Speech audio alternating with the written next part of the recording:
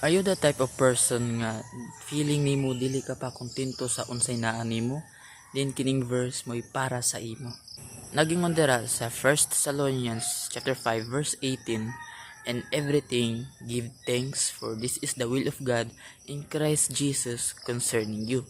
Ug sa Bisaya nag-ingon, magpasalamat kamo tungod sa tanan, kay kini mao ang kabubot-on sa Dios diha kag Kristo Jesus alang kanyo. So we have a lot of things we desire of. It's natural. But the problem is when we get that thing, we also want another. So it begins to turn into cycle that this is not enough. I want another thing.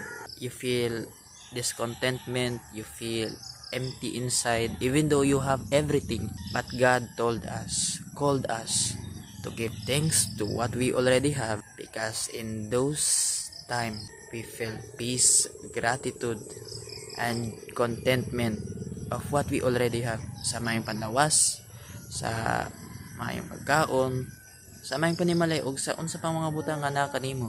So mara to, daghang salamat sa pagtan-aw. God bless ug padayon.